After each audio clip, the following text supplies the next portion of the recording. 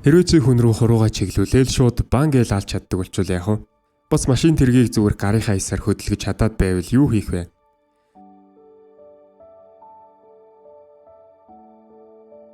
Энэ бол манай гол дүр Ичиро Инуяшики. Манай хүн бол гэр бүлдээ зориулж арай гэж нэг баашаа авсан хулчгар дуу ахмаг насны ажилчин эрэхтэй. Манай хүн худалдаж авсан шинэ байшингаа харуулад үр хүүхдүүдэд баярлуулна гэж бодсон чинь хүүхдүүд нь том тансаг харш биш энгийн жижигхэн байшин байхыг хараад шаал дургуутчнэ. Тэгэл хажуу талын байшин руу орцгоё гээл авруугаа чаралгүй шууд л оройн хоолнд яваад өгдөг байгаа. Энэ хооронд манай хүн гэртээ ганцаараа ачаа баргаа зэгслээ сууж байтал гинт нуруу нь хатгаад өвднөө.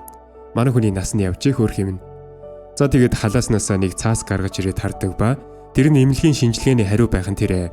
Тэгэл манай хүн жаахан сэтгэлээр унаастай. Бид нар ч гэсэн нас яваад хүүхдүүдтэй болоод чадхаараа ганц байшин авсан чинь хүүхдүүд маань нэг саашааж дэмжихгүй тэгснээ өөрөө ч бас өвдсөн байвал хинч сэтгэлээр унана л да. За тэгэд маргааш нь Ичиро маань метронд явж байхдаа хүмүүжлгүй дээрлэхүү хэсэг сурагчдад юм хэлэх гэж оролдсон ч тэгэл чадалгүй өөрөө дээрлэхүүлэг төхнөө. Дараа нь ганцаараа элдвийг бодоод алхаж байтал шатан дээр нэг хайрцаг дотор хайчихсан өрөвдмөр нохой байхыг олж хараад манай хүн өрөвдөж өөртөө яг адилхан зовлон тууж яваа юм шиг санагдаад гэртээ аваад очлоо. Тэр үед гэр бүлийнхэн дургуутсан ч яаж иж байгаад өөрөө арчилнаа гэж зөрүүлээд өрөөндөө тижээхэр болж хөөрхөн нохойнд хаагаа гэж нэр өгдөгөө. За тэгэл манай хүний бие нь ер нь насан ч яваад амьдралдч нухлагдаад урдийнх шигэ байха болжжээ. Эмнэлэгт очиж янз бүрийн шинжилгээ өгтөл хотоодны хорт хавдартай болсон бөгөөд ердөө 3 сар амьдрах хугацаа үлдсэн гэсэн аимшигтай мэдээ сонсдгоо. Тэгэл хөөрхөн амтын гэр бүл рүүгээ яаралтай залгаж энэ муу мэдээг дуулгаж сэтгэлээ хуваалцах гэсэн ёстой хинэнч тоож утсан авдагвэ. За тэгэл энэ мөчөд манай хүний ноён нуур нь хугарах шиг болоод зүгэрсэндөө цэцэрлэгт хүрээлэнд ганцаараа зугаал уйлдаг. За тэг үргэлжлүүлвэл манай хүн гэртээ ирээд хорт хавдартай босноо хэлэх гэсэн ч бас л хинэнч тоодгүй. Охин нь бүр наад зах нь та бол бусад аавууд шиг амжилттай сайн аав биш гээл хэлээ тайшчин. Эхнэр нь болохоор манай хүний нохойг л ярьж загнаад байдаг. Ер нь тэгээд хүнд хичээгээд амжилтанд хүрч чадахгүй байдаг та. Манай хүнд бол яг тэр үеийн таарч ядаж сэтгэлийн нуудлаад ярилцчих хүн ч олдохгүй хэцүү байгаа юм аа.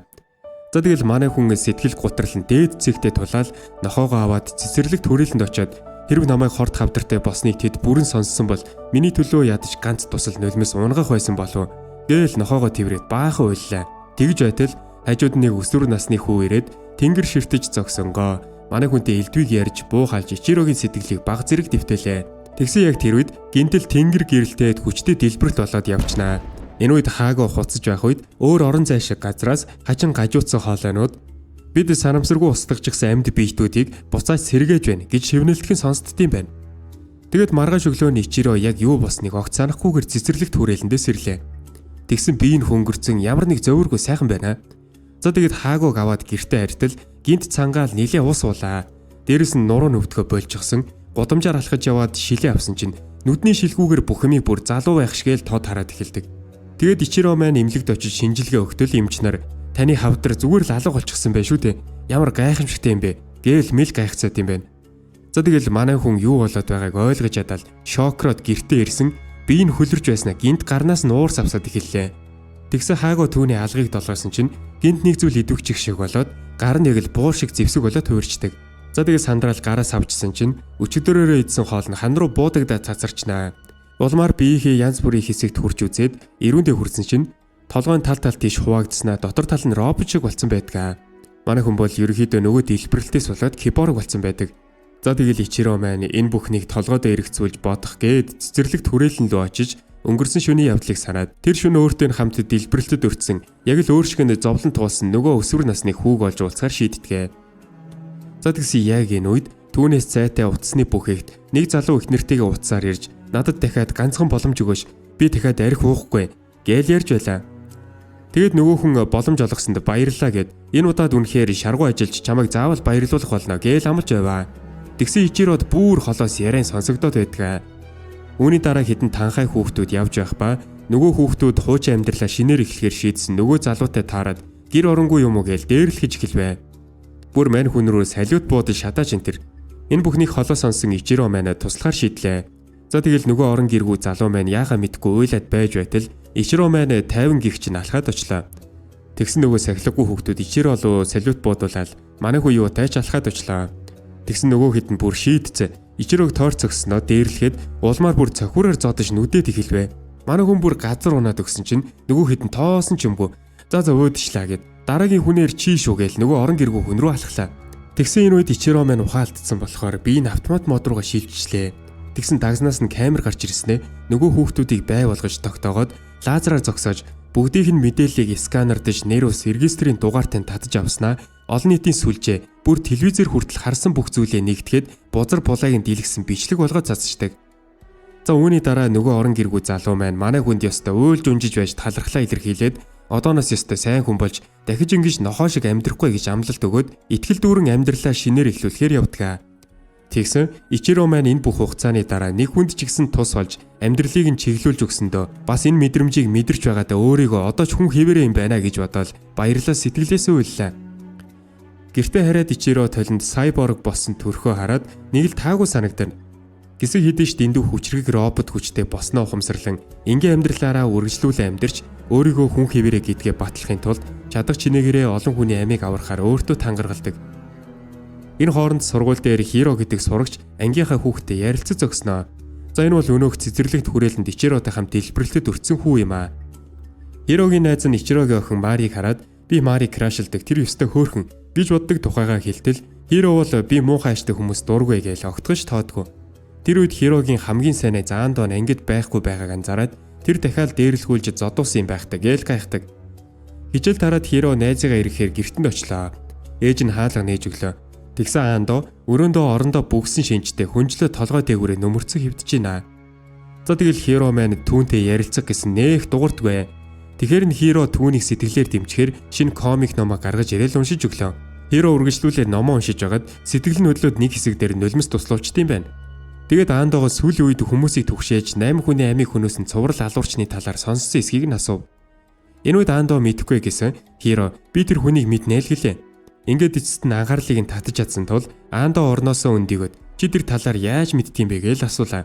Тэгсэн Хиро чамайг ийм сэдв дуртай гэж бодсонгүй гэж шоолж инээснээ босоод цонхны дэргэд очиж зогсоод аандоод өөрийгөө өмнөх шигээ биш болсон гэж хэлээд сайборг босноо харуулдаг.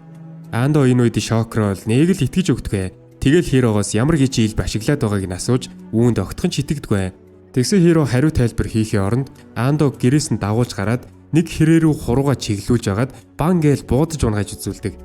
Дараа нь тэд дэлгэц болон телевиз зардаг дэлгүүр ортол Хиро дэлгэцээр шууд насанд хүрэгчдийн кино тоглуулцдаг. Энэ үед аандоо бүр гайхаад Хирогийн хийсэн зүйлийг их л хөвгчлөлтэй хүлээж аваад яаж хийгээд байгааг нь асуугаастай. Тэгсэн Хиро шоу хараахан дуусааг байна гэдэм байна. Тэгээ дараа нь тэд гудамжаар алхаж яваад замын дэргэд очлоо. Тэгсэн Хиро шууд хүчээ ашиглаад аандоогийн нүдэн дээр зориудаар зам тээврийн осол гаргашдаг. Үүнийг харсан аандоо бол нөхцөл байдал хөвгчлөлтэй биш маш аюултай болсныг ойлгоноо. Гэртээ ирээд аандоо болж өнгөрсөн бүхнийг толгойд эргэцүүлэн бодоод Хирогийн сэтгцийн байдал болон хэрэгс хитэрсэн хүчнээс нь айж эхэллээ. Тэгэд Хирогоос чи намайг алчих юм биш үстэй гэж асуугаад Хиро ашгүй би чамд болон муу зүйл хийхгүй л гэдэг. Аандоо түүнд энэ шинэ хүчээ ашиглаад хүмүүсийг авардаг жинхэнэ баатруудын нэг болж болно шүү дээ гэж санал болгодгоо. Гэвч Хиро түүний үгийг тоосон шинжгүй үгүйсгээд аандоог сургуультай буцаад яваач дээ гэж ятгаж чамайг дээрлэхсэн сурагчдыг би алчихъя гэж бүр тайван хэлж идэг шүү. За тэгэл Хирог явхад аандоо энэ олж мэдсэн зүйлээ яах ёстойгоо мэдэхгүй эргэлзэж гайхаад Хиро бага насны минь найз хിവэрэ байгаа юм болов. Хиро бол Хиро биш өөр хүн болчихсон бол яах вэ гэж эргэлзлээ. Энэ зур Хиро ээж рүүгээ уцаар ярьж маш дулаахан өнгөөр хариулаад амралтын өдөр гэр бүлээрээ загасчлаг аялалд явах болсондоо ихэд баярлж байгаагаа илтгэнэ. Тэгээд гэрлүүгөө явах замдаа Хиро гудамжинд эргэлдэж байгаад яг түүний өөдөөс санамсаргүй таарсан дурын нэг айлын хаалгыг татаал яг л өөрийнхөө гэрт орж байгаа юм шиг тайван гэрчинд ороод ирлээ. За тэгснэ ямар ч шалтгаангүйгээр гал тогоондоо байсан эмэгтэйг шууд хурууга чиглүүлж үл үзэгдэх долгионоор бан гээл буудаад алчдаг. Дараа нь угаалын өрөөнд аав хүү хоёр усанд орж байхад өрөөнд нь явж орсноо дахиад шалтгаангүй хуйлангийн алчнаа. Тэгснэ энэ хэрцгийллээрээ амьд байгаагаа мэдэрч таашаал авч явах жишээ нэ. Тэгсэн удалгүй айлын охин гэртээ ирээл гал тогоонд өгсөн ээжигээ хараад шоконд орсон. Хиро нөгөө өрөөнөөс хараа зогсож байдаг. Тэгснэ охиныг шатан дээр суулгаал яг л жинхэнэ сэтгцийн өвчтэй хүн шиг дуртай комик номныхын талаар асуудгаа. Тэгснэ нөгөө охин нь өөрийнх нь уншдагтай яг ижилхэн ном уншдаг гэдгийг мэдээд сонирхол нь жаахан төрсөн боловч охиныг айлгаж ойлуулах нь илүү таашаалтай байсан тул түүнийг гимтэшдэг. Энэ хооронд Ичиро маань гэртээ ирэхэд хаагаа түүнийг угтаж авлаа. За тэгэл гэртээ ороод орон дээрээ суугаад чихэндээ хүрээд ойр хавийг сонссон чинь нөгөө охины айсантай хашгирж ам гуйж байгаа дууг нь сонсчдаг. За тэгэл Ичиро маань машина унаал яарал гарсан байхгүй.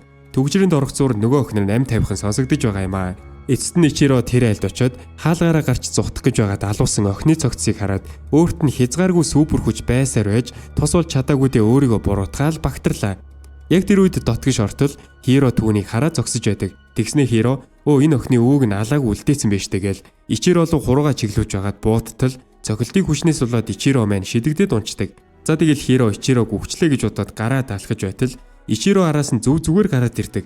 За тэгэл аюул тулгарсныг мэдэрсэн Хиро робот бие ашиглаад нисээ зүхтаашдаг. Энэ үед Ичиро маань Хирог цэцэрлэг түрээлэнд босон дэлбэрэлтийн үеэр хамт байсныг нь таньдаг ба энэ робот биеэр нисч болохыг ойлгодог. Дараа нь Ичиро хар дард сэрээд алуусан гэр бүлийг аварч чадаагүй дэ өөрийгөө буруутгаа шаналаастай.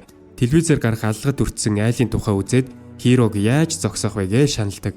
Үүний дараа сургууль дээр Хиро өөртөө таарлцсан Ичирог яагаад үхээгүй юм болоо гэж гайхал хуруу нэвдэрсэн байхтай гэж бодож идэг. Хижил дараад Андогийн очиж сургуультай буцаж очихыг дахин ятгаваа. Гэтэл Андо ямар нэгэн зүйл тунгааж бодлогоширсан байдалтай комик уншиж байхдаа хурууга зүсчнэ. Тэгсэн Хиро шархацсан хурууг нь байрсан чинь шарх нь эдгэрчдэг. Тэгснэ Хиро Андод энэ хүчээрээ хорт хавдар шиг хүнд өвчнийг жидгэж чадах байхаа. Гэхдээ сэтгэлийн шархыг нь бол ангааж чадахгүй гэж хэлдэг. Энэ үед Андо маань сургуультай явах ямар сонирхолгүй хിവэрээ дуугуулсан. Энэ хооронд Ичиро гэртээ харих замдаа хэсэг бүлэглэлийн залуус нэг залууг сүрдүүлж байхтай таардаг. За тэгэл Ичиро маань тэдэн дээр очиод хуйлбас үйлдэлээ зогсоохыг хүслээ. За тэгсэн нөгөө хэд нь бол болохгүй л хэлээ. Тэгэхээр Ичиро хүч хэрглэж ойлгуулад нөгөө залуу туслахаар гараас авчаал дайрлаа. За тэгэл яаж ийж байгаа л нөгөө залууг авардаг. Үүний дараа аврагдсан залуу Ичирод талархал илэрхийлснээр манай хоёр салдаг. За тэгэл Ичиро харих замдаа эргэн тойрон тусламж хэрэгтэй хүн байна уу гэж сонсголоо мэдрэг болгоод алхлаа. Тэр үед хааны газар гал гарч нэг гэр бүл аюулд орсныг сонсоод мэдчихдэг. Тэгсэн шууд сайборг биеийг ажиллаад нүдэнд нь аюултай бүсийн байршлыг шууд заагаад өгдөг. Даанч алхаж очиход дэндүү хол байлаа. Тэгэл нисээд очвол хурдан гэж шийдээд цамцаа тайлж ивгэж тавиад Хиро шиг өөрт нь нисэх төхөөрөмж байх ёстой гэж нурууга тэмтрээл товчлуур хайлаа. За тэгсэн нисэх гэсэн чин хүсэл нь тархинд нь командулж очиод нуруунаас нь тэрэлтэд төхөөрөмж нээгдлээ. За тэгэл Ичиро минь нисэх гэсэн дадлаг туршлагагүй болохоор нэг л болж өгдөгвэ. Тэгсэн манай хүн хин нэгний амийг аврах гэсэн чин хүсэлдээ хөдлөгдөөд дахин нисгэд энэ удаад бол нилээд өндөр хөөрч чаддаг. За тэгэл гал гарсан байшингийн гадаа тэнгэрээс унаад ирлээ. Тэгээ шууд байшин руу орлоо. Угаартаж үгэх шахсан гэр бүлийнхнийг ээлж дараалан аварлаа. Энэ үед гэрийн эзэн эрэхтэй түүнд талархдагч Ичиро цагдаад өөрийн талаар юу ч хэлэхгүй байхыг хүслээ. Дараа нь Ичиро харихаар гэрлүүгээ алхах зураа өөрийнхөө өмнөх охиныг аварч чадаагүйч өөр гэр бүлийг бол аварч чадлаа гэж баярлсандаа нулимс туслууллаа. Маргааш нь Хиро Андог сургуульд навч явахаар гэрт нь очиж түүнийг хамгаална гэж амласнаар Андо түүнтэй хамт сургуульдаа явсан ч дахиад дээрлэхүүлдэг.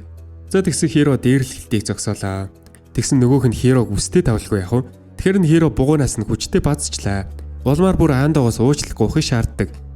Мэдээж Хирогийн атгалт хитрхи хүчтэй байсан тул нөгөөх нь нус нулимсандаа хутгалдаал Андогоос уучлалт гуйгаад бүр дахиж хизээш Андод гар хүрхгүйгээл амлалт өгд юм л да.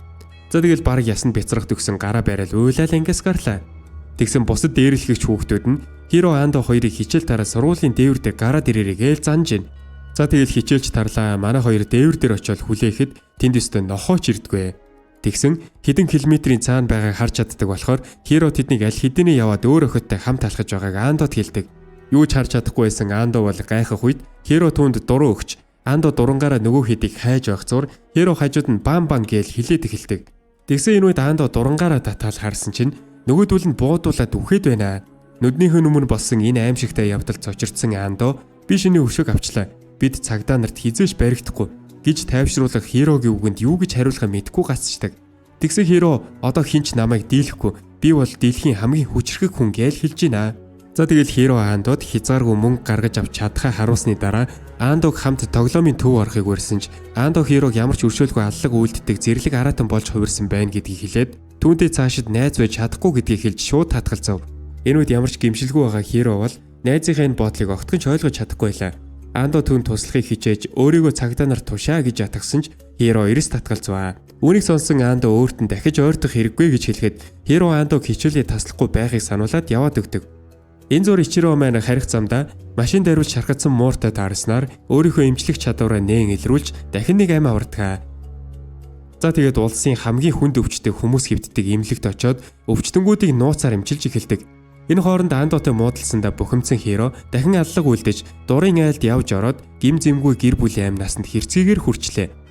Дараа нь Фумино гэх үзэсгэлэнтэй эмэгтэйг цуг ажилтдаг эмэгтэйн хамт танилцаг үдшилтэд явахыг урьсан ч манай хүн бол аль хэдийнэ үерхдэг залуутай гэдгийг хэлээд хүндэтгэлтэйгээр татгалзав. За тэгээд сонирхсан хамт ажиллагч нь найз залуугийнх нь талаар асуухад Фумино энгийн л дундаж цалинтай офисын ажилчин гэж хариулдаг. Үүнийг сонссон нөгөөх нь Фуминог маш үзэсгэлэнтэй эмэгтэй болохоор найз залуу нь бол маш царайлаг залуу байгаа байх гэж бодтол найз залуу Сатору нь хүрээд ирэхэд нөгөөх нь энгийн л нэг залуу байх ба харсан зүйлдээ итгэж ядаал хоцордог. Оройн тэдэд зурагт үзэж байтал найз залуу нь нэлээд санаа зовсон байдалтай байгаад байна. Тэгэхээр нь Фумино яасан бэ гэж асуусан найз залуу нэлээд сандруухан байдалтай шууд гэрлэх санал тавьжтэй. За тэгэл Фумино зөвшөөрлөө. Маргааш өдөр нь Фумино ажил дээрээ нэлээд жаргалтай байна. Тэгсэн хин нэгэн түүнийг ажиглаж байдаг. Тэгэд ажлаа тараад Фумино найз залуутайгаа уцаар яриад явж байтал гинт нэг машин ирж зогсноо. Хэдэн залуус бууж ирээд түүнийг хүчээр аваад явждаг. Удалгүй Фумино маань хаан мэдэгдэхгүй газар мансуурсан байдалтай хагас нүцгэн сэрлээ. Тэгсэн түүн дээр Якузагийн толгойлогч Сажима гих нөхөр нүцгэн хүрээд ирдэг. За тэгсэн ойртох үед нь Фумино мөргөөд өөр зүгтлаа. Тэгснээ өрөөнд байсан катанаг барьж аваад ойртвол алын шүгээл өөрийгөө хамгаалдаг. За тэгсэн нөгөөх нь би чам шиг хөөрхөн эмэгтэйг заавал өөрийн болгоно гэж солиорч байна. За тэгэл бүр чичрээд байхаар нь аргаа барсан Фумино сэлмээ барайл дайрлаа. Тэгээд гарынхан судсыг хэрчиж хаяа зүхтаачдаг. Энэ хооронд Сатору найз өхнөө яач ба орой болчлоо гэж утсаар залгаал санаа зовоод хүлээж байлаа. Тэгсэн Фумино таксинаас буугаад ирлээ. Гэрт орсныхоо дараа Фумино найз залуудаа тэрврүүлээд Якузагийн гарт орхоо шагснаа ярьлаа. Энэ үед Сатору цагдаа дуудлага өгье гэсэн ч нөгөө хэд нь Фуминод мансууруулах бодис тарьчихсан болохоор хар тамхи хэрэгэлсэн гэж өөрөөсөө асуудалд орж магадгүйгээд Фумино татгалзсан юм байна. За тэгэл юутай Сатору түүнийг чадгаараа хамгаална гэж тайвшрууллаа. За тэгсэн нөгөө мафийн толгойлогч нь гертэн дайраад ороод ирлээ. Тэгснээ наад эмэгтэй чинь минийх би авч явнаа л гиндэ. Энэ үед Сатору бид байгаа мөнгөөг биднийг 50 орхичих гээл гуйдгаа. За тэгсэн нөгөө Якузагийн толгойлогч Саторуг Фуминогийн нүдэн дээр боогоод яг алдгийн даваан дээр гинэт бүлэгмийн нэг залуу агаарт хид эргэлдээд газар унваа. Яасан бэ гэсэн манай Ичиро маань тэдний чимээг сонсоод нисээд ирсэн байдаг. За тэгэл нөгөө хидийг хийстлэн зохиол мафийн толгойлогчийг тэврээд автал нөгөөх нь Ичирогийн толгой руу хид бууднаа. Тэгсэн Ичиро хитрхи ойроос буудууснаас болоод ухаан алдчихдаг. Удалгүйс ирэхэд мафийнхан охиныг аваад явчихсан байх ба найз залуу нь өглөөд хөвтөж байна. За тэгэл Ичиро маань хамаг хүчээ шавхаал имжлэх гэж үзээд бүтдэгвэ. Тэгэл уйлал хэрвээ чи сэрчвэл би найз охины чинь заавал аврах болно. Та хоёр хамтдаа сайхан амьдрал та. Чамайг өгчүүл найз охин чинь ганцаараа яах юм бэ гэж хэлээл димил хиймэл амьсгалын даралт хийж байтал ашгүй нөгөөх нь сэрдэм байна. За тэгэл манай Ичиро маань Якуза нар тэднийг яг яагаад байгааг ямар шалтгаантайг залуугаас асууж мэдээд Фуминогийн утас руу залгаад утсаа унгууд нь Сажимад хандан чамайг дахин хизээч муу зүйл хийлгэхгүй тулд би чамтай тооцоо бодно гэж хэлээд таялаа. За тэгэд Фуминог аврахаар Ичиро маань Якузагийн байшин руу нисж очоод Сажиматай нүүр тулж уулзаад Фуминог асуудал нөгөөх нь охиныг өгөхөөс татгалзаж дахиад нилээхэд буудлаа. Тэгснэ Ичирог ямар ч шарах авахгүй байгааг хараад бүр шок. Ичиро түүн рүү шууд дайрч нүүрэн дундуур нь далжитлан цохоод газар унаглаа. Тэгсэн нөгөөх нь бас чамайг болон чиний хайртай бүхнийг алж өөрийнхөө хинбэ гэдгийг харуулна гэж занаастай. За тэгсэн бүлэгмийн бусад гишүүд ирээд Ичирог бүр автомат буугаар талаас нь шүршлээ. Манай хүн бүр яахаа мэдэхгүй бараг ухаан алдахтаа тулнаа. Би энэ гимтэхгүй байгаач өвдөлтийг бол мэдрээд байгаа байхгүй юу? Тэгсэн яг Ичирогийн ухаан бүрэн алдагдах үед би энэ бүрэн автомат горимж шилжээд дээшээ хөөрснөө уян лазер гэрлэр нөгөөдүүлийн чинь бүгдийнх нь нүдийг сохолчдөг. За тэгэл хэсэг хугацааны дараа Ичиро маань ухаан орж ихэд цангасан болтой шар эргийг шилтийн тонгойлголоо. Тэгэл өөрийнхөө хүчний хэрэг аимшигтайг харж хохирсон хидийг буцааж имчилж чадах байсан ч үүлийн үрээ идэлгээд зөнд нь орхитгоо. За тэгэд Фуминог олж очиход манай хүний бүр нүцгнээр нь мансуур болсон байдаг. Энэ үед Ичиро маань түүнийг тайвшруулж хувцаслаад гэрт нь хүргэж өгөхөөр аваад нисвэ. За тэгэл хайрт хосууд 9 минут уулзаад бөөм баяр. Дараа нь өнгөрсөн шөнийн явдал мэдээгээр гарч өндөр албан тушаалтай Якузагийн гишүүдийн уулзалт руу хэнийг нь дайрсан тухай мэдээлж байв. Энэ үед Андогийн ээж сувгаас солиход хотод гарсан цуврал аллагын тухай өөр нэг мэдээ гарч байх ба хохирчдын гэр бүл суманд өртөж ам өргөцсөн боловч хэргийн газраас ямар нэгэн сумны үлдэгдэл гимтлийн уул мөр олдоогүй тухай ярьж байлаа. Энэ мэдээлэл нь энэ бүх аимшигт хэргийн цаана хэн байгааг сайн мэдэх Андог айдас давтуулна. Харин сургууль дээр сурагчид саяхан алагдсан хэсэг эрэгтэй сурагчдын хэргийн талаар ярилцаж Хэргийн шалтгаан нь тайлагдаагүй хэвээр байгаа тул айдас төгшүүр давтаад байлаа. Энэ хооронд Хиро бүх аимшигт халдлагыг өөрөө хийгээгүй юм шиг царайлал сургууль дээрээ хэвийн амьдралаараа амьдрсаар байдаг. Харин Андо өөрийгөө буруудгаж Хирог цагдаад өгөхөр завдах боловч зүрх зориг нь хүрэхгүй байлаа. За тэгэл гэртээ компьютер дээрээ машин бий гэсэн түлхүүрийг ашиглаад сүүлийн үеийн явдлуудыг хайж үзтэл Хирогийн үлдсэн гэмт хэргийг олохын оронд хүнд өвчтөе өвчтнүүд эдгэрч байгаа гайхамшигтай үйл явдлуудыг олж хард юм байна. Тэгээд Андо Хирог өөрийнх нь хурууг эдгэж байсан үеийг саналаа. Андо ихэндээ Хиро хүний амийг хорохын хажуугаар бас аварч байна гэж бодсон ч Хирогийн зан арын шиг сайн мэдэх хүний хувьд энэ бол боломжгүй зүйл гэж эргэлзээстэй. Тэгээд болж өнгөрсөн бүхнийг эргэцүүлж бодоод Хиротой яг ижилхэн хэрнээ шал эсрэг зүйл хийдэг өөр нэгэн хүн байгаа гэж таамагладаг. Тэгээд бүр тэр хүн л Хирогийн үйлдэлийг зогсоож чадна гэж бат итгэж тэр хүнийг олж уулзахаар шийдэх ба үүний тулд яаж олох арга бодох шаардлагатай болвоо. За тэгээд өмнө нь Хиро өөрт нь хүмүүсийн ярьж байгаа бүхнийг сонсож чаддаг гэж хэлж байсныг санаад үнэн эсхийг нь шалгахаар өрөөндөө тусламж хүсч намайг аллаа туслаарай гэж хашгирч гарлаа. Хэсэг хугацааны дараа үүдний хонх дуугарч хин нэгэн Андогийн ээжэс энд ямар нэгэн зүйл болоо юу гэж асуухыг сонсд юм байна. Тэгэл яарал үүд рүү очтол гадаа Ичиро туслахад бэлэн зогсож байлаа. Нүцгэн шахуу байгааг нь харуул нилээн яаруу нисж ирсэн нэлт байдаг. За тэгэл Андо түүнийг өрөөндөө оруулаад Ичирог өөрийнх нь найз Хиротой адилхан робот болсон эсхийг нь лавлав. За тэгсэн найз гэдэг үгийг нь сонсоод Ичиро гайхт юм байна. Тэгсэн Андо Хирогийн үйлдэлсэн аимшигтай хэргийг хизээч өршөөж чадахгүй гэж хэлээд түүнийг зогсооно гэдгийг амлад юм байна. Тэгснэ Ичирогоос хот даяар гайхамшиг үйлдээд байгаа хүн та юу гэж асуугаад түүнийг жинхэнэ баатар хэмээн бахархалтайгаар хэллээ.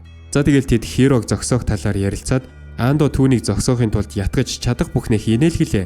Тэгсэн Ичиро түүнийг зогсоох ганц арга нь түүнийг устгах байж магадгүй гэдгийг хэлэхэд Андо зөвшөөрөв. Учир нь Хиро айл хэдийнэ Андогийн мэддэг найз биш зүгээр л хүйтэн зэрлэг аллагын машин болж хуурсан байлаа. За тэгэл Ичирог өөрийнх нь хэлсэн үгэнд шаналчих вэ гэж санаа зовсон Андо Ичирог зүгээр нэг хүйтэн сэтгэлгүй робот биш харин хин хүнээс илүү өрөвчгөн хүний зүрх сэтгэлтэй нэгэн гэдгийг нэмж хэлдэг. Үүнийг сонсоод Ичиро шинэ итгэл найдвар өвөртлөн Андод баяртай гэж хэлээд явлаа. Маргаашин сургууль дээр Шион Ватанабе гэдэг охин Хирог Андог өмөрч байхад нь өрөвчгөн занд нь татагдж дурлснаа илчлэн Хирод захиа өгч байна. Тэгсэн Хиро зүгээр л инээмсэглэснэ баярлаа гэж хэлээд яваад өгдөг. Оройн Хиро аавтайгаа уулзахаар очдог ба Хирогийн аав түүнд амралтын өдрөөр явах ёстой байсан загасчлаг хаялал цуслагдсан тухай хэлээл уучлах гуйж байна. Тэнд дүүнэр нь ч бас байлаа. Ерөнхийдөө бол Хирогийн аав ээжээс нь салчихсан гэсэн. За тэгэл Хиро аавынхаа шинэ гэр бүлийн хамт баг дүүгийнхээ төрсөн өдрийг тэмдэглэж цагийг өнгөрөөв. Дараа нь Хиро гэртээ очлоо. Тэгсэн ээж нь Хирод эмнэлэгт үзүүлсэн бөгөөд хотоодны хорт хавдар нь уушиг руугаа үсэрхийлсэн гих онш гарсан. Бас ердөө сар хүрэхгүй хугацаа үлдсэн гэдгээ хэлээд Хирог ааваас нь хамт амьдруулахыг гуйсныг бас аав нь түүнийг коллежид сургахаар амласан гэдгийг ярьлаа. За тэгэл цөхөрсөн ээж нь хүүгээ тэрвээ сүүлчийн үгсээ хэлээл хоолоо сайд дээрээ дулаахан хувцлаарэ. Үнэндээ би чамайг ганцаараа чинь орхиод үхмээргүй байна. Үхэхээс айж байна гэж уйлж гарлаа. За тэгсэн энэ хооронд Хиро хам хүчээ шавхаал ээжигээ эдгэж эхэлдэг. Энэ хооронд Ичиро Андотой хамт нисэж аваад өөрийн охин Мари бол Хиро болон Андотой нэг анги гэдгийг мэдж авлаа. За тэгэл манай хоёр хогийн цэгт ирж Андо Ичирод ганцхан гардан тулаанаар Хирог ялахад хангалтгүй гээл зайнаас дайрах чадварыг нь хөгжүүлэхэд туслав. Энүүд Ичиро заримдаа ухаан алдаад сэрхэд бүх зүйл болчихсон байдаг тухай ярихад Андо түүнийг бие өөрөө удирдах, дэлбэлэх, буудах хүчээ ашиглаж өрсөн төмөр кубүүд рүү дайргиж ятгадیں۔ Гэвч ямар ч үр дүн гарсангүй. Тэгэхээр Андо түүнийг Хиротой яаж тэмцэх болоо гэж санаа зовж байтал Хирогийн гар буу болж хуураад төмөрийн кубыг тэр чигт нь бут нэргээд газар дээр том хотгор үлдээчихэн тэр. Маргааш нь Хиро сургууль дээр байхдаа ээжтэйгээ хор тавдар нь бүрэн алгуулсан тухай уцаар яриад их л баярлалаа. За тэгэл ээжтэйгээ гэртээ баяртайгаар ярилцаж манай хүн бүр одоо дахиж хүн алахгүй ээжтэйгээ сайхан амьдрна гэж шийдсэн байдаг. Тэгэл Хиро арилжаанаас 3 саяын олсон гэдгээ хэлээд илүү том байрал өнөөж одооноос эхлэн ээжигээ бүрэн тижээнэг эл амлчлаа. Ээж нь ихэндээ жаахан татгалцсан ч зөвшөөрлөө. Үнэндээ хүн супер хүчээ ашиглаж мөнгө хулгайсныг яаж мэдхэвтэй. Энэ хооронд Ичиро Андо хоёр маань өвчтөе хүмүүс туслахаар эмнэлэгт очиж Ичиро хүүхдүүдийг нууцаар ангааж байхад Андо манаач хийж зогсонгоо хүмүүсийг эдгэж байгаа Ичирог хараад их л баярлж нулимсаа туслууллаа.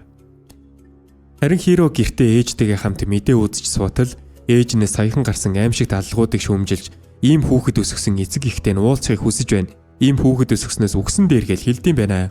Үүнийг сонсох Хиро бол сэтгэл нэмзгэлж хэрвээ би энэ аллагад оролцсон бол яах вэ гэж ээжээсээ асуулаа. Тэгсэн ээж нь жаахан бодсгийснэ чамайг аваад хамт өгнө. Чамайг ганцаараа чинь өхүүлэхгүй. Яагаад гэвэл чамайг тийм болгож хүмүүжүүлсэн би ч бас амьдрах эрхгүй гэж хариуллаа. Яг тэр үед аллагад холбоотой гэрч олдсон гээл мэдээ гарч эхэлвэ. Оройн Хиро маргаашнаас эхлээд нэг ч хүн алахгүй. Бүгдийг болж шинээр эхлэн гээл өөртөө хамлаж байлаа. Тэгсэн маргааш нь хууль сахиулагч тэдний герт дайрч орж ирээд Хирог с ижигнэр татаж баривчлахаар ирдгээ.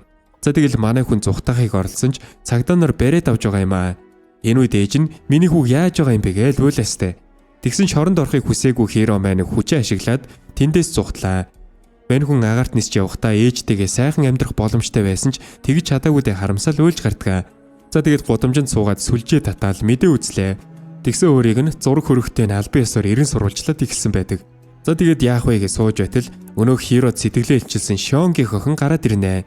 Энэ хооронд сургууль дээр сурагчид Хиро шиг гим зэмгүй харагддаг хүн яаж 15 хүний аим хөнөөсөн байж болохыг гайхацгааж байлаа. Харин Хиро маань Шоны герт нуугдсан байдгаа. Хиро өөрийн технологи ашиглан тасралтгүй мэдээ үзэж суух ба мэдээгээр түүний энэ гэмт хэрэг гэр бүлийн хүмүүжлэлтэй холбоотой байх гэж хүмүүс таамаглацааж байдаг. Удалгүй хичээлээ тараад Шон гертээ ирлээ. Тэр гурав хамтдаа оройн хоол идэж байхад Хирог зүгээр л ямар нэг үл ойлголцлоос болоод гэрээсээ зүхтаасан гэж бодсон юмэн түүний оронд эцэг их рүү ярьж өгөө гэж санал болгоход Хиро өөрөө ярьчих яа гэд ийдэгхэн татгалзаж байна.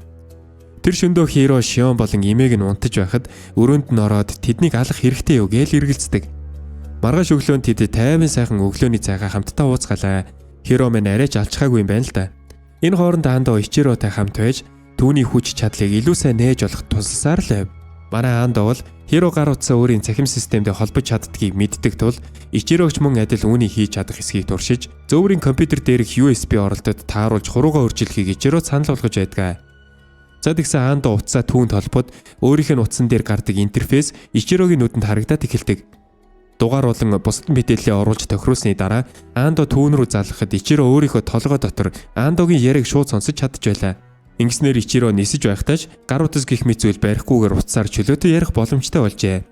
Шинэ нээлттэй туршиж үзэхээр Ичиро тэнгэрт нисж Андотой утсаар ярин холбогдож үзэх бөгөөд харилцааны зайг шалгахын тулд хиймэл дагуулын төвшөнд хүртэл маш өндөрт нисэж туршдаг.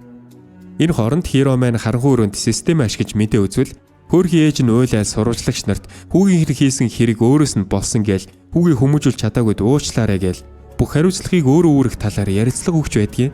Хиро бол үүнийг үзэл харамсаал үлээстэй. Цахим орчинд хүмүүс түүний гэр бүлийг бүхлээр нь дайрч доромжилж маш олон сөрөг сэтгэлээр бөмбөгдөж байхыг ч бас Хиро хараал байлна. За тэгсэн энэ сэтгэгдлүүдийг манай хоёрч бас харж байсан бөгөөд Хирог дараагийн хохирогчтой онилохоос өмнө тэд заавал олох ёстой гэдгээ ойлгоноо. Орой хоолны үеэр Хиро мэдээ үзсэн чинь мэдээгээр Хирогийн ээжийн сургаггүй болсон тухай мэдээ гарч байдгийн. Тэгсэн түүний дараагийн гинтийн мэдээгээр Хирогийн ээж өөрийнхөө амийг хорлцчихжээ хөөрхий. За үүнийг сонсоод Хиро бол шоконд орж гэрээс гараад тэнгэрт нисч ээжигийн хүртэл өөрийн гараар алснаас ялгаагүй нөхцөл байдалд орсондоо бүх зүйлд харамсаал уйлж гарнаа. Одоо тэгээд өнгөрсөн борооны хойноос сов нөмрөөд яах вэ? Маргааш өглөө нь аавынх нь гэрийн гадаа сурвалжлагчид цугларсан байх бөгөөд Хиро гинт гарч ирсэн сэтгүүлчдийг бүгдийг нь халаад явждаг.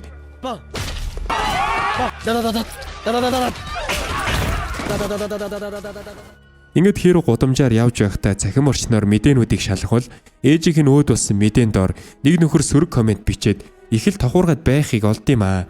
Тэр нөхөр бүр бахархалтайгаар зураг болон гэр бүлийн хаягийг тараасан гэдгийг мэдэгдэж Хирог өөртөө биечлэн нүүр тулж уулзгээл дэлгэцийн цаанаас попрод байдгийм байна. Тэгсэн гинт өнөөх нөхрийн компьютер нь өөрөө бичээд эхэллээ. Нөгөө поп гарч нь гайхал цоочсон чинь Хирогийн дүрс дэлгэцэн дээр гараад ирдэг. За тэгсэн нөгөө поп гарч нь Хирог харчаад за чи чинь өстө хөөхөн хакердэт юм байна штэ. За тэгэд яасан чи наанасаа намайг алах юм уу? Намайг чиний дүрсийг хараад байна гэж бодоо юу? Гээл эргүүдэж байтал Хиро попын хаан руу гараа чиглүүлж байгаал бан гээл буудсан чинь поп гарын яг ард талын зурагтны дэлгэц хаг. Дараа нь Хиро хөлөнд нь буутчихнаа.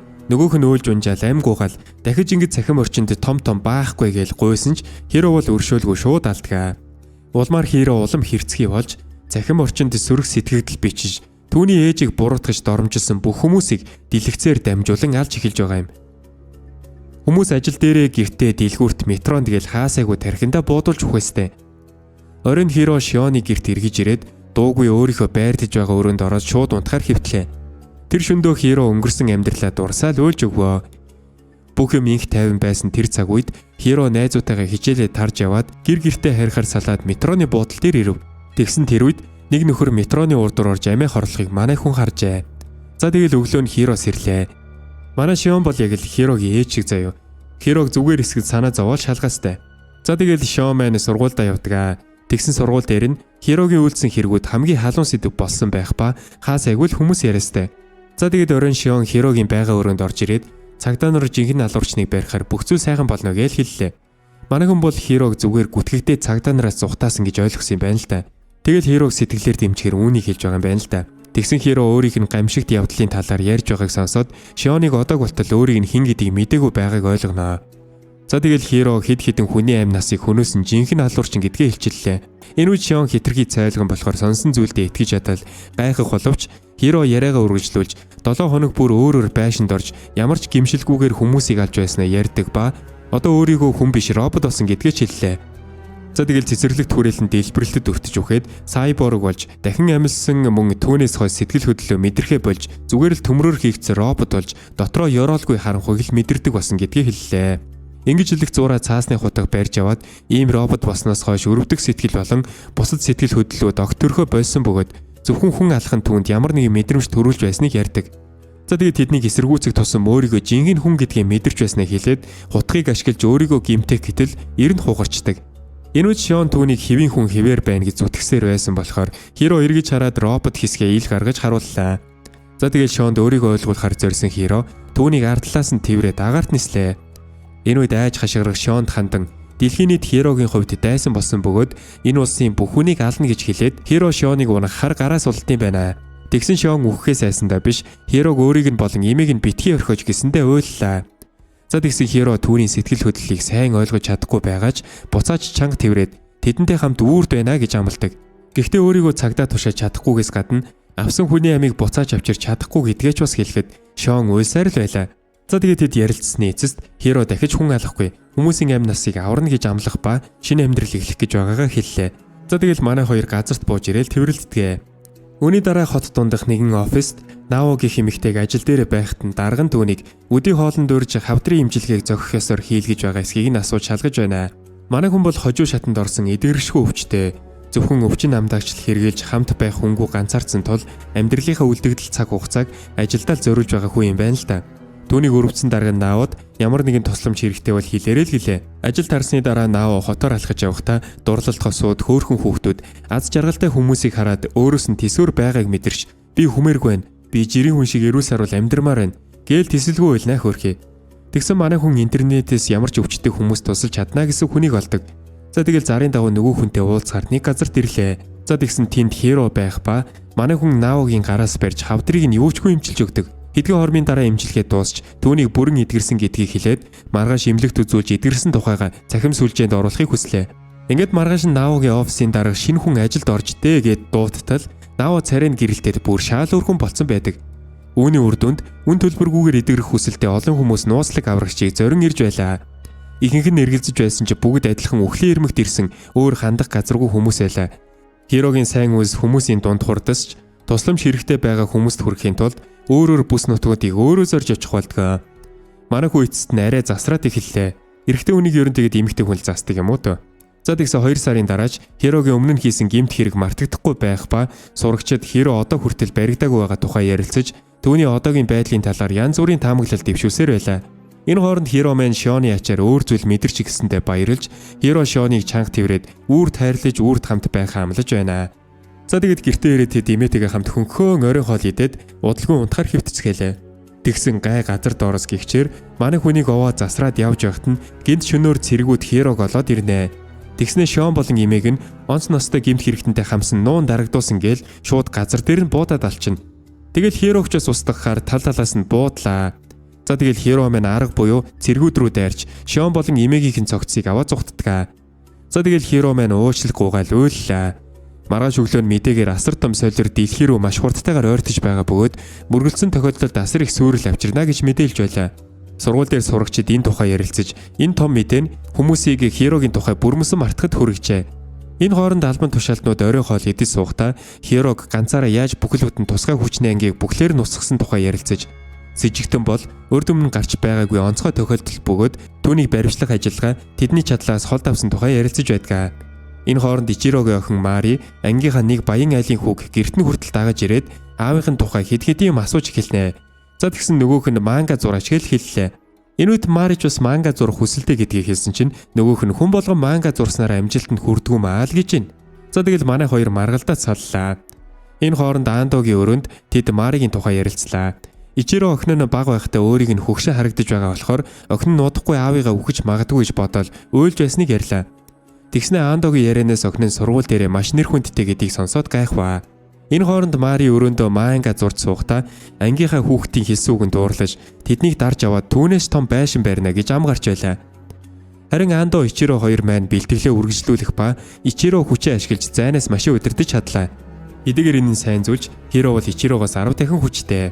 Маргааш нь Мари ангийнхаа охинтой урлагийн сургуульд хамт орох тухай ярилцлаа. Даанч төлбөр нь хэтэрхий өндөр болохоор Мари маань орч чадахгүй нэ гээл бодоод явж байтал Андо Ичиро хоёртой таард юм байна. За тэгэл тэр хоёрыг даглаа. Улмаар Мари тэднийг эмнэлэг хүртэл дагаад аавыгаа өнөөх интернетээр шуугуулад байгаа гайхамшигтай анаагч гэдгийг олж мэдтгэ. Бүр цаашлаа тэднийг нисээд явчихыг хүртэл харна.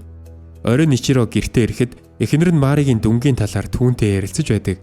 Тэгсэн Мари коллежид орохгүй угаасаа гээл ээжийнхээ үгийг үл тоогоол тун удахгүй манга зураачаар дебют хийхээр төлөвлөж байгаагаа хэлдэм байна.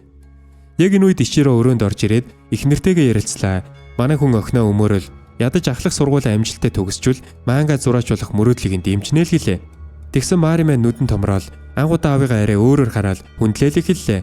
За тэгэл аавда заавал алдартай манга зураач болно гэж амлалт өглөө. Энэ хооронд бидний үгсэн гэж бодож байсан Шоо маань имээтэйгээ амьд байгааг бид харнаа. Хиро бол яаж игээл чухал хүмүүсээ аварч чадсан юм байна л та. Энэ хооронд Хиро маань цагдаагийн хилцс рүү нэвтэрч ороод ёстой бүгдийг нь хядаж эхэллээ. Цагдаа нар хичнээн олуула буутай байсан ч Хирог дийлдэггүй. За тэгснэ Хиро маань цагдаагийн хүчин намайг баривчлах хүртэл би зогсохгүй гэж хэлээд нэг цагдааг амьд үлдээждэг. Тэгэл гадагшаа гарсан цагдаагийнхан мань хүнийг бүсэлжээж. Энэ үед дээврээс мэрэгэн бууж мань хүний толгоор руу нислэн буудчихнаа. Тэгэл урангууд нь бусад цагдаа нар буугаар шүршиж эхлэв. Энэ бүхний хэвлэл мэдээллийг хэрэгслүүдээр шууд дамжуулж ард иргэд яагаад ийм олон хүн нэг хүний эсрэг ингэж ноцтой дайраад байгаа гайхацгаад юм байна. За тэгэл цагдаа нар Хирог нас барсан гээл зарлах гэж байтал яг тэр мөчөд түүний бие Ичирогийн шиг өөрийгөө хамгаалах автомат горимдоо шилжиж дээшээ хөөрснөө цасраг туяагаар бүх тусгай цэргийг алж орхиноо. За тэгэл эрчим хүчин дуусаад цагдаагийн машин дээр унсан чинь яг тэр мөчөд бороо ороод шууд борооны уснаас эрчим хүчин нөхөдөд босоод ирдэг. За тэгэл Хиро үлдсэн цагдаа нарыг буудаж унгаад өмнө нь амьд үлдээсэн цагдаатайгаа таарнаа. Тэр цагдаа ялагдснаа хүлээн зөвшөөрөх боловч Хиро дайн хараахан дуусаагүй дөнгөж эхэлж байна гэж хэлснээр яваад өгдөг. Маргааш нь өнгөрсөн шөнийн цагдаагийн хилтэс дээр босон буудал цааны улмаас 85 хүн ам өргөцсөн тухай мэдээлж байлаа. Ичирогийн гэр бүлийнхэн энэ хэргийг үйлдсэн этгээд Маригийн ангийн хүүхэд гэдэг тухай ярилцах боловч Мари үүнийг шууд үгүйсгд юм байна. Тэр тэнийг ингэж чадахгүй л гинтэй. Сургууль дээр Хиро ярианы гол сэдв болж зарим нь Хирог мангас гэж байхад зарим нь бүр бишир шүтээд ихсэн байдаг. Хирог дэмжигч фэн клубүүд хүртэл бий болж хотод Хирогийн зурагт хуудсыг наагаад ихсэн байдгаа. Харин хүчнийхэн Хирогийн хийсэн үйлдэлүүд нь улс орон даяар дайн зарлаж байгаа хэрэг гээл хэвлэлийн баг хурлаар зарлаж цагдаа нар түүнийг сарамжуулахын тулд чадах бүхнээ хийнэ гээл үүмийн дэгдэж эхэллээ. Нөхцөл байдал хэд хурцдмал болсон тул Андо Ичиро хоёр Хиротой холбогдож яаж иж байгаа түүний үйлдэлийг болиулж ятгахаар оролдож байлаа. За тэгсэн энэ үед Хиро дээвэр дээр хэвтэж байгаад алганаасаа камер гаргаж ирээд бүх дэлгэцтэй системтэй холбогдоод улс орон даяар дайн зарлаж байгаагаа мэдэгдэнэ. Улмаар мань хүн эх орныхоо иргэн бүрийг нэг нэгэнгүү устгаж дуусгах хүртлээр хизээч зогсохгүй гэдгийг зарлснаа шууд камераар дамжуулж дэлгэцийг харж байгаа хүн бүрлөө буудаад эхлүүл яах вэ? Энэ үед хүмүүс дэлгэцээр дамжуулж өөрсдийг нь алаад байгааг мэдэхгүй хаа нэгтээс буудаад байна гэж бодоод өмцгэн. Энэ үед нисдэг тэргээр Шинжукугийн нөхцөл байдал маш хурцдмал болж хүмүүс буудуулж өгч байгааг мэдээлж байна. За тэгсэн энэ үүмийн дундуур мэдээний хөтлөгч Хирогоос шууд дуудлага хүлээж аваад ч юм уу гэмт хэрэгтэн гээл ярьлаа. За тэгсэн Хиро шууд дэлгэцийн цаанаас буудснаар мэдээний шууд дамжуулалт тасарваа. Энэ хооронд Андо Хирог яаж хүмүүсийг алаад байгааг ойлгоод хүмүүсийн утас дээр Ичирогийн хүчийг ашиглаж гар утасны дэлгэцнээс яаралтай холд гэсэн мэдээллийг илгээдгээ. За тэгэл хүмүүс шууд гартаа барьсан гар утаснуудаа хайж эхэллээ. Энэ үед Хиро өөрийнх нь төлөвлөгөө гажуудж байгааг анзаараад шинэ төлөвлөгөө бодож эхлэв. Энэ хооронд хүмүүс аюулгүй болж ихсэн гэж бодоод нүүлгийн шилжүүлэлт эхэллээ. Энэ хооронд Ичиро маань Хирог хайгаал. Тэгсэн энэ удаа Хиро гар утсаар биш бусад хөл хөдөлгөөн ихтэй газруудын том дэлгэцийг ашиглаад хүмүүсийг ядаж эхэлдэг. За ингээл Ичиро маань хүмүүсийг хамгаалахаар Хирог Шинжукутэй ойрхон байгаа гэж таамаглаа Шинжуку руу яарлаа. Энэ хооронд хохирогчдын тоо хурдасч аль хэдийн 100 хүн өвчлээ. Тэгсэн Хиро энэ өдрийн төлөвлөгөө тоондоо хүрлээгээл аллахаа зогсооноо. Энэ удаагийн аллах нь зүгээр нэг туршилт байсан тул 100 хүнд хүрэхэд ердөө хагас цаг зарцууллаа. Тиймээс маргааш нас жинхэнэ утгаараа өдөр бүр мянган хүнийг устгана гэж мэдэгддэм байна. За тэгэл Хирогийн аллах зогссоныг Ичиро маань сонслоо. Оройн Хиро хуучин найз Андон түүний төлөвлөгөөг нураах гэж байгааг мэдээд Андо гол айснараа тодруулд юм аа. Канто бүс нутаг даяар яг алуурчин гар утсаар довтолж байхад хүмүүсийг гар утсаа хаяхыг шаардсан мэдэгдлүүд ирсэн нь алуурчин байгаач түүний эсрэг зогсох бас нэг том хүч байж болзошгүй гэж ярьж байна. За тэгэл Хирогийн хядлагын дараа нөхцөл байдал хүнд байсан ч хүмүүс ажил сургууль руугаа явсаар л байлаа. Энэ үед Хиро гудамжны камер ашиглаж Шионыг олоод мөнгө өгсөн байхад ягаад баячуудын биш жирийн хүмүүсийн амьдардаг газар амьдарч байгааг нь асуухад Шион бол Хирогийн өөрт нөхсөн мөнгийг огт ашиглаагүй гэдгийг хэлээд аллага зогсоохыг гуйнаа. Тэгсэн Хиро бүхэлдээ Япон улс аль хэдийн өөрийнх нь эсрэг болсон тул тэд хамтдаа инх тайвнаар амьдрахын тулд хүн бүрийг устгахаас өөр зам байхгүй гэж хариулнаа. Тэгснээ Япончуудыг устгасны дараа хаашаа нүхийг хүсэж байгааг нь Шионоос асуухад Шион бол хариултгүй цаашаа явждаг. Энэ хооронд Мари бол юу ч болоогүй юм шиг алуурчин гарч ирсэн тогтайхгүй байлаа. Харин Ичиро дууны долгионоор дамжуулж гэмт хэрэгтнийг олохоор өгөхгүй хичээж байв. Андоч бас хайсаар байсан бөгөөд одоогоор ямар нэг сэжүр олоогүйч Хирог удахгүй дахин гарч ирээд илүү том аллаг үйлдэнэ гэдэгт итгэлтэй байдаг. Энэ хооронд Хиро Шионтой холбогдож гуруулаа хавайд амьдрах боломжтой гэдгийг хэлж итгүүлэхийг оролдох боловч Шион юу гээл тгий гэхвтэ татгалзсны байгаас тээ. За тэгсэн энэ үед нэг эмэгтэй онгоцны буудлаар явж байх ба Горо гэдэг хүнд тун удахгүй очихд бол тосч аваарай гэж ярьж байлаа. Удалгүй онгоцон суулаа. Тэгсэн хажуугийн суудалд суусан хүний хүүхэд онгоц хөөрөх үе агаарын даралтаа суулаад айж уйлж эхлэхэд манай хүн утсан дээрээ хөвгчлөлтэй бичлэг үзүүлж тайвшруулт юм байна. Онгоцны үйлчлэгч халдлага болоод байгаа учраас утас ашиглаж болохгүй гэсэн ч хүүхэд тайвшруулж байгааг нь хараад олон юм ярьсангүй. Энэ хооронд Мари утсаараа зураг дараал найзтайгаа гадуур явж цагийг өнгөрөөж байлаа. Уул нь утас ашиглаж болохгүй гэд мэдээгээр сануулад байгаа шүү дээ. За тэгсэн утсан чгүй Хиро дахиад аллаг үлдэхтэй бэлэн болжээ. Энэ удаагийн Хирогийн халдлага бүр өөр төвшөнд заяа. Мань хүн бүр нислэг үлдэж байсан онгоцыг хот руу унгаждаг. Андо бүр үүнийг хараад шок. За тэгсэн онгоц сүйрүүлэх халдлага үүгээр дууссангүй. Токиод хэд офисын ажилтнууд цонхоороо харж юу болж байгааг гайхацгаалаа. Энэ хооронд Ичиро маань зорчигчд өгөхөөс өмнө хайртай дотны хүмүүстэйгээ салахаас гүйцэтгэж байгаа аимшигтай мөчүүдийг нь сонсдог. Тэгсэн гадаа хэд онгоц агаарч жингүүдэл энд тентгийн барилга мөрөгч гээл хөвж байдгийн. Энэ үед бүр Маригийн байсан барилга руу нэг онгоц жингүүдэд ирж байдгаа. Харин Ичиро маань сандраал зангиага тайлж нисэл дээрээс харсан чинь байхгүй. Нилээ хэдэн онгоц аль хэдийн осолдсон байхыг харваа. За тэгэл өөрийгөө буруутгаж амжаагүй байтал Ичиро хоёр дахь давлгаа ирж байгаа бөгөөд энэ удаад тэдгэрийг заавал зогсоох хэрэгтэй гэсэн Андогийн дуудлагыг хүлээн авнаа. Энэ үед Хиро бол онгоцнуудыг удирдахдаа яг л симфони удирдах байгаа итэл байдаг шүү. Энэ үед нөгөө хүүхэд тайвшруулад байсан эмэгтэй маань бусад онгоцнууд жингүүдэд байгааг цонхоор хартал яг тэр үед гинт бүх зорчигчид суудал дээрээсээ өргөгдөж жингүүдж эхэлдэм байна. За тэгэл үхэндээ гэсэн Ичиро маань онгоцыг хяналтандаа авсан байдаг. Тэгэл онгоц унахтаа яг мөргөх гэж байсан барилгаа зөрөөд нэг жигүүрээ цохиол өнгөрлөө. За үүнээс болоод онгоцыг удирдах байсан Хиро бол өөр хүн төлөвлөгөөг зогсоох гэд байгааг мэдчихдэг. Энэ үед Ичиро маань хэд онгоцыг далайд газардуулсан байдаг ба өнөөх жигүүрээ алдсан онгоцыг амжилттай газардуулж чадлаа. Гэвч энэ үед Мари түүн рүү залгаж "Аава, би барилгад гацчихлаа. Энд гал гарч байна. Туслаарай" гэж залглаа. Хүмүүс барилгаас гарах гээл цонх руу ширээ шидэж байна. За тэгээд цонх хагарлаач энэ өндөр барилгаас яаж буух гэж байгаа бүү мэдээ. Энэ үед Мари маань аавда Шинжукуд байна гэд байрлалаа нарийн хэлж өглөө. За тэгэл Ичиро маань явах гэтэл араас нь хин нэгэн дуудаал эргээд харсан Хиро ирсэн байдیں۔ Тэгснээ Ичиро руу зайнаас дайрлаа. Манай хүнч тогтоод үлдчихээн. Тэгэл ярилцахад манай хоёр бол хүч чадал хүн чанарын талаар эрс өөр үзэлтэй байгаагаа мэдэлцэнэ. Тэгсэн Хиро уул нь би засарч сайн хүн болохыг хичээсэн. Даанч бүх зүйлээ ээжигээ ч бас алдсан. Одоо надад алдах юм юу ч алга. Гээл Ичиро руу дайрлаа. Тэгэл Ичирог цохиол өвдөглөөл буудаж гарлаа. Тэгсэн энэ үед Ичиро маань Хирогийн гарын хөдөлгөөнийг ашиглаад анхудаа Хиро шиг буудаж чаддаг. За тэгэл Хиро руу зөрүүлээд хид буудлаа. Тэгсэн энэ үед Хиро илүү хүчтэй буу гаргаад ирдیں۔ За тэгэл манай хоёр агаарт нисэл хөөцөлтлөө. Хиро манай хүний араас хөөгөл араас нь лазер харвал дэлбэлчүүл яах вэ? Тэгсэн Ичиро маань зогсонгүй. Энэ тулааны хажуугаар охиноо улам хэцүү байдалд орж байгааг сонсоод яахаа мэдгээ байлаа. Хиро ч араас нь салахгүй хөөгсдөө. Тэгэл Ичиро руу цацраг харвал энэ үед Маригаас сүүлчийн дуудлага ирэх ба Мари өмнө нь байшин авахд чинь дэмжээгүй дуучлаарай. Сайн охин байж чадаагүй дуучлаарай. Аава танд бас ээжэд хайртай шүү. Гээл амьдралдаа анхудаа аавда хайртай гэдгийг сүүлийн үгээ хэлдэгэ. Манай хүн Шинжуку руу яарсан ч Хиро салж өгөхгүй хойноос нь хөөгөөд болтгоо. За тэгэл Ичиро нэлийн хүчтэй хариу дайралт хийгээд Хирог бараг ухаалтуултал нөгөөхийнх нь автомат удирдлагыг өгчээд Ичиро руу мангар олон цацраг харваад Ичирог бас ухаалтуулчихна. За тэгсэн Ичирогийн автомат удирдлагч бас асчдсан байгаа сте. Тэгэл жинхэнэ тулаан тэдний биеийг удирдах буй системүүдийн хооронд өрнөж агаарт үхлийн тулаан өрнөж эхэлнэ. Ичиро хиймэл дагуулыг дэлбэлж түүний үлдэгдлийг ашиглаад Хирогийн анхаарлыг сарниулаад гинтийн дайралт хийж Хирогийн нуруунаас довтлоно. За тэгэл Хирогийн биеийн хэсгүүдийг тасдаж эхэлдэг. Ингэснээр манай хүн Хирог яаж байгаамаа. Инучон Хирогийн тулааныг харсан байдаг учраас түүнийг алдчихлаа гэж үлбэх хөрхий. Хиро гэж нэр анханасаа л хүн алахгүй байж ахгүй. Тэгсэн бол юугээл ингэж дуусгав дээ тийм ээ. Энэ хооронд Ичиро маань ухаан ороод охин луга яарлаа. Манай хүн шатаж байгаа барилга дээр ирэхэд Мари аль хэдийн үхсэн үгүй нь мэддэгэ болсон байдаг. Ичиро маань системийн хүчээ тулгаал эмчлэг гормоо ажиллуулсан ч хитрхи оройтсон байваа. За тэгэл төрсөн цагаас нь эхлээл өөрт нь ямар их аз жаргал авчирсныг бодоод охиноо алдаж чадахгүй гээл ямар ч найдваргүйг нь мэдсээр байж тасралтгүй хиймэл амьсгалын шахалт хийсэн ч ямар ч нэмэргүй.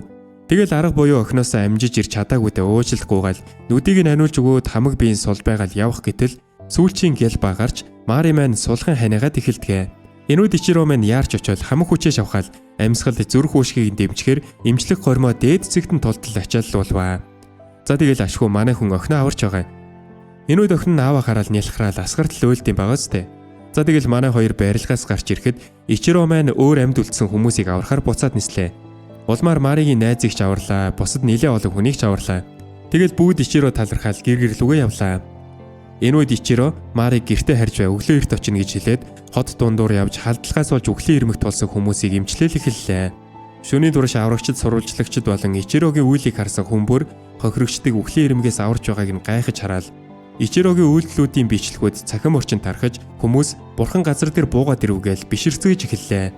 Аандооч бас бичлэгийг нь үзээд эцэст нь чадчихээл байлаа. Токио хот хар утаан дунд бүрхэгдэж албан тушаалтнууд Хиро болон онгоцны сүрлүүдийн хоорондын холбоог олж чадахгүй байлаа. Энэ хооронд Ичиро маань амьдралынхаа өнгөрсөн 58 жилийн тухай эргцүүлж бодоод энэ бүхний төлөөл би төрсөн байж гэлүүллээ. Манай хүн саяхан л хор тавдартай гэдгээ мэдээл хинч тоохгүй гэрийнхэн ч тоохгүй удахгүй үхэх дээрээ тулаад байлаа штэ. Тэгсэн одоо бол шаал үр төвшөнд энэ хооронд хоёр эмэгтэй Хиротой таарж уух зүйл авч өгөөч гэсэн гуйлтыг нь биелүүлж байдгаа. За ингээд аниме дуусаагүй шүү. Гол хэсгийн төгсгөлдөө гарнаа. Тиймээс дуустал нь үзээрэй. Маргааш нь Ичиро гэртээ ирээд зочны өрөөний хаалгыг болгоомжтой нээлээ. Тэгсэн гэр бүлийнх нь санаа зовсон байдалтай өгтлээ. Харин зурагтаар түүний хүмүүсийг аварч буй бичлэг гарч байдаг ба эхнэр нь үнэхээр Ичирог мөн эсхийг нь асууд юм байна. Тэгсэн Ичиро өвдөг дээрээс өгдөөл уучлалтгүйгаал механик биеэ нээж харуулад магадгүй одоогийн Ичиро гэдэг хүн тэдний өмнө нь таньдаг байсан тэр хүн биш болсон байж магадгүй. Магадгүй зүгээр л жинхэнэ Ичиро шиг харагдахаар бүтээгдсэн хуулбар машин байх гэж хэлээл. Магадгүй жинхэнэ Ичиро өгсөн байх гээл гэрээс гарч бүрмөсөн явгаар хаалга татлаа. Тэгсэн хүний л хань юм хойно эхнэр нь түүнийг зогсоогоол хормын дээрээ юу хийсэн тухайгаа асууж нөхрөө чанга тэрхэд тэдний сэтгэлийн яриаг сонссон Мари энэ бол мэдээж хэрэг аав мөн байна гээл аавыгаа үлдэхийг хүсээл манай хэд тэрвэрлдээл асгартлаа уйлцгааваа. Маргааш нь хүмүүр Ичиро 33 онгоц болон тоо томшгүй олон хүнийг аварсан тухай ярилцах ба Аандо үүнийг сонсоод инээмсэглээстэй. Тэгэл гэртээ ирсэн Хиро өрөөнд нь хүлээж идэв. Тэгсэн чинь Хиро Аандотой яг л хуучнаараа харьцаж Ичирог үнэхээр хүчтэй байсан талаар яриад удалгүй манай хоёр цуг суугаад Хиро хөлийн хургаараа манга хуудас эргүүлж уншаал. Аандогоос дахиад сургуультай явах гэж байгаа эсэх бусад хүмүүс дарамтлсан хിവэр байгаа эсгийг асуухад Аандо маань одоо зүгээр болсон гэж хариулаад гадагш гарахтаа Ичиро руу нөхцөл байдлын тухай мэдгэлээ. Тэгэл өрөөндөө буцаж орж ирэхэд Хиро саяны яриаг нь сонссон л гэж байна. Энүүд Аандо Ичиро руу залгсан гэдгийг хүлээн зөвшөөрөх боловч Хиро тулдах сонирхолгүй байгаа бөгөөд зөвхөн Аандог ямархуу байгааг шалгаж хуучны цаг шиг хамтдаа манга унших гэж ирсэн гэдгээ хэлдэг. Тэгсэн ч Аандо Хирог чи юм өршөөлгүй аллагын машин гээл хэлээ таялаа. Удалгүй Ичирог ирэхэд Хиро аль хэдийн явсан байлаа. Маргааш нь Хиро ганцаараа интернет ухаж өөрийг нь үзэн ядсан. Цаазаар авахыг хүссэн тоо томшгүй олон хүн байгааг мэднэ. Үүний дараа Хиро маань Шон болон түүний эмээг дагаж гэрийг нь гадаа очих боловч уулзаж чадалгүй нулимс тусуулаад явлаа. Харин Ичирогийн маань хувьд бол амьдрал нь сая л нэг урдныхаасаа дээрдсэн байлаа. Манай хүн гэр бүлийнхэнтэйгээ илүү дотносч хамт хооллож Мари өөрийнхөө бүтээлийг хэвлэлийн компанид илгээсэн тухайгаа ч хэллээ. Тэд удаан хугацааны дараа голын ирэг рүү очиж гэр бүлээрээ зугаалж сайхан цагийг өнгөрүүлцгээе бай. Тэгсэн энэ их тайван удаан үргэлжилсэнгүй. Манай хэдий гэртээ ирэхэд зурагтаар Америкийн ерөнхийлөгчийн мэдээлэл гарч байх ба Дэлхий рүү ойртож буй солирыг зогсоох гэсэн бүх ордлогоо бүтлгүйдэж 3 хоногийн дараа дэлхий сүрэх болсныг зарлаваа. За тэгэл дэлхий сүрэх нь тодорхой болсон учраас хүмүүс ямар ч үр дагаврыг үл тоон хүсснээ хийж эхэлдэм байгаа зү. Зарим нь бүр метронд нүцгэн гүйлдэж байх жишээний гэмт хэрэг амиа хорлол бүр дийлт хавиулж хүмүүс ажил хаялт хийж офс удаж бүр хоосорсон байдаг. Угаасаа дэлхий сүрэх гэж байхад ямар нь ажиллаад байх вэ? Энэ үед манай Ичирогийн гэр бүл бол бүгдээрээ хамтдаа өөх тухай ярилцаж байдаг бол бусад хүмүүс байгаа газараасаа машинаар зүхтаах гэж оролдох жишээний. Угаасаа дэлхий тэр аяараа сүрэх юмн дээр ингэж цагаа өрөх нэг нь байхад зарим нь хамтдаа үлдсэн цагаа өнгөрөөж сүсэг бишрэлтэй нь бурханд залбирч байлаа. Харин Ичиро болон Андо маань ийм зүйл болно гэж хизээч төсөөлөөгүй байсан ч Ичиро эцсийн мөч хүртэл оролдож үсгээр шийдтгээ. За тэгэл манай хүн гэр бүлтэйгээ битүүгэн салгаж гүйцэтгээд нилээн их ус ууж хүчээ нөөцлөөд явах гэтэл Мари түүнийг зогсооно. Тэгэл үгсэн ч хамт үхэж болохгүй юм уу гэж аавыгаа тэрэл уйллаа. Энэ чимээгээр гэрийнхэн сэрсэн ч Ичиро маань айл хэдийн солирлуу ниссэн байдгаа. За тэгээд манай хүн дэлхийн агаар манлаас гарч солир дээр ирээд хэсгүүдийг нэвдэх гэж ч үзлээ, лазераар буутчих үзлээ. Нэмэр байдгүй. Энэ үед Андо залгаад Ичирог ядаж сүүлчийн мөчөө гэр бүлтэйгээ өнгөрөө гэсэн ч манай хүн бол хааштай л үхэхээс хойш үхэх хүртлээр тэмцэж ядаж хүн төрлөختнийг аварч чадах үгүйгээ үзнэлгэнтэй. За тэгэл хамаг хүчээрээ лазер гаргаад буудлаа. Ямар ч нэмэргүй. Тэгэл түлшинч дуусах дөхөө дарга мухардаад байж исэн Хирогинд хажууд нь гараад ирдэг. Манай хүн бол Ичирог амьд үлдэж гэр бүлтэйгээ хамт бай гэж хэлээд өөрөө өмнө нь хүмүүсийг алсан ч энэ удаа амиа золиослоод алсан хүмүүсийн ард үлдсэн хүмүүсийг аварч нүглээ наминчилнаа л гэдэг. Тэгээд Хиро тэд анх хуурж байсан тэр өдрийнхөө тухай сануулж дэлхийг устгах хүч тэдэнд бий гэж хэлж байсан хоолойг Ичиро сануулдаг. Тиймээс тэр эрчим хүчийг гаргахын тулд өөрийгөө дийлбэлэх нь солирын замыг дэлхийг тойрч гарахаар хангалттай хэмжээнд өөрчилж чадна гэдгийг Ичирод хэлж өгдөө. Манай хүн энд ирэхээс өмнө Шонтэй салах ёс хийсэн байдаг ба Шоны Хирог амьд иргэж ирээрэй гэж гуйж байгаа нь Хирод сонсогдоостой. За тэгэл Хиро маань гаргүй болсон учраас Ичирогоор нүдэнд нь байрлах өөрийгөө устгах товчлуурыг даруулснаар дэлбэрэлтийг эхлүүлнэ гэдгээ хэлдэг. Энэ үед Ичиро Андо руу залгаж нөхцөл байдлыг тайлбарлахад Андо уйлал Хирогийн гинтийн золиосыг олж мэднэ. За тэгэл цаг бага байсан тул олон юм дуршилгүй Ичиро Хирогийн нүдийг түлхэснээр түүний өөрийгөө устгах дэлбэрэлт эхэлвэ. За тэгэл Хирогийн амиа золиослсон дэлбэрэлтийн гэрэл зул бүххийн өмнөх сүүлчийн гэлбаашгил дэлхий даяар цасарлаа. За тэгсэн Хирогийн амиа золиослын ячаар солирын тал нь устсан байдаг ч чиглэлээ бол өөрчлөг байдаг. Энэ үед Ичиро маань сүүлчийн хөзрөө дэлгэж амиа золиослохоор шийдэж Андод би ганцаараа үүнийг хийж чадахгүй байжээ. Хирогийн амиа золиослол талаар болоогүй.